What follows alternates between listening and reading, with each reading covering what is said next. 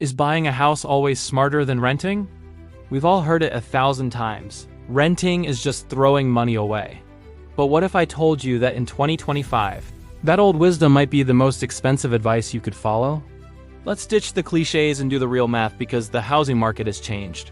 And what used to be a surefire investment is now a financial minefield for many. Stick with me, because by the end of this video, you'll have a crystal clear framework to decide what's truly best for your wallet. So let's talk about the dream of homeownership. You find a house listed at a price you think you can afford. You get pre-approved for a mortgage and you start imagining your life there. But the sticker price is just the beginning of the story. It's like looking at the tip of an iceberg. The real costs are hiding just below the surface, and in 2025, that iceberg is bigger than ever. First up, the elephant in the room, interest rates. Just a few years ago, we were enjoying historically low rates, making borrowing money cheap. Today, that's a distant memory. Higher interest rates mean your monthly mortgage payment is significantly larger for the same loan amount. Let's break it down. Say you're looking at a $400,000 house. With a 3% interest rate, your principal and interest payment would be about $1,686 a month. But at a 7% rate, that same loan now costs you around $2,661 a month. That's nearly $1,000 more every single month for the exact same house. Over the life of a 30-year loan, that difference adds up to hundreds of thousands of dollars paid purely in interest. So when people say they bought their house for a certain price, the real cost, including interest, is often double or even triple that initial number. But we're just getting started. On top of your mortgage, you have property taxes. These can vary wildly depending on where you live. In some states, it might be a couple $1,000s a year.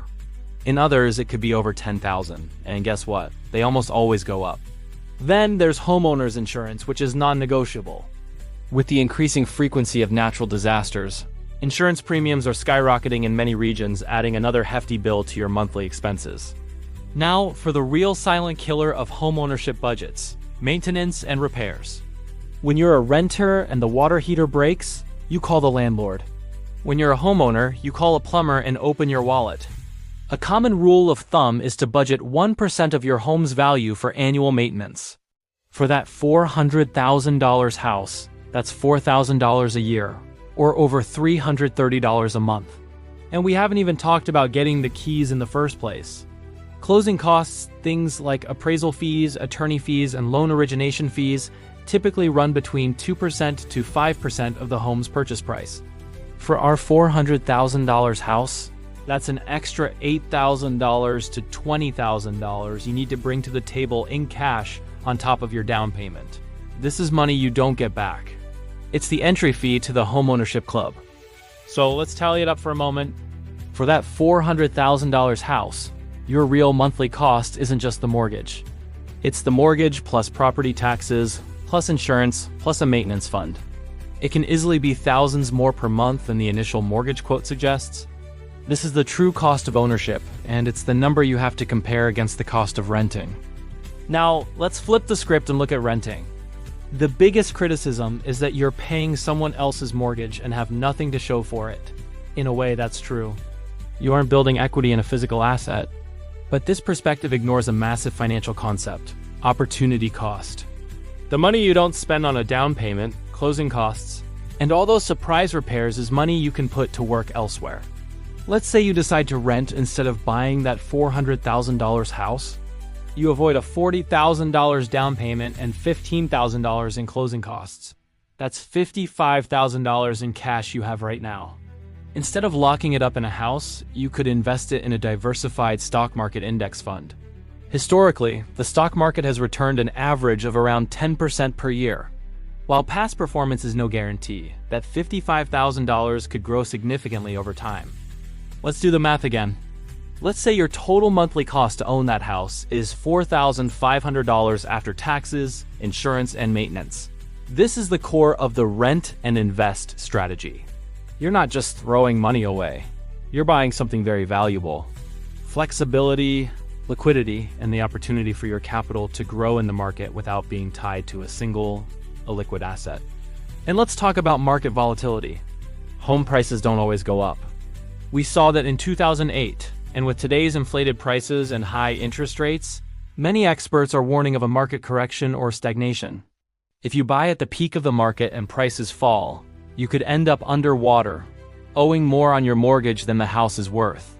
This can trap you in the home, unable to sell without taking a huge financial loss. Renters, on the other hand, have mobility. If your job asks you to relocate, or you simply want a change of scenery, you can move at the end of your lease.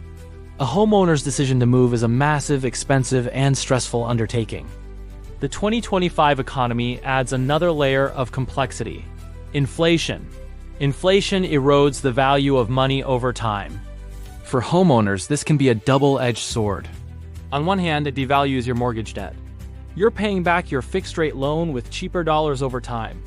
On the other hand, it drives up the cost of everything else: property taxes, insurance, and especially maintenance and repair costs. That new roof that cost $15,000 last year might cost $18,000 next year. For renters, inflation usually means rising rents. However, you're not on the hook for those escalating maintenance costs, and you often have more negotiating power or the option to move to a more affordable area if your rent gets too high. So, how do you decide? The answer isn't buying is good or renting is bad. The real answer lies in a personalized calculation. You need to pull out a spreadsheet and compare the total all-in monthly cost of owning a specific home in your area versus the total monthly cost of renting a similar place. On the homeownership side, calculate your estimated monthly payment for principal, interest, taxes, and insurance, often called PD.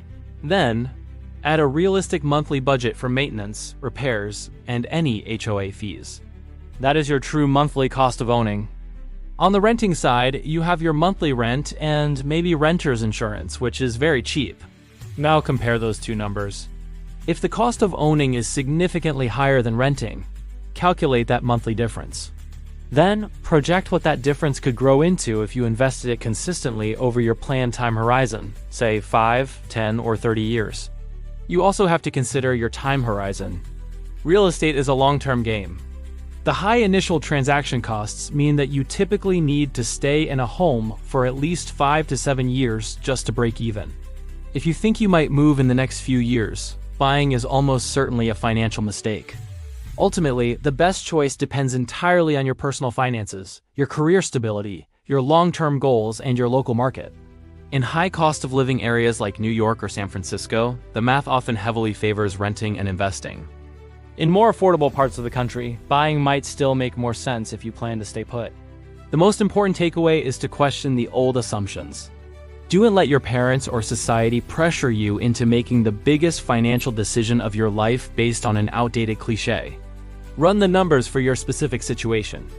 Be honest about all the hidden costs. Consider the opportunity cost of your down payment.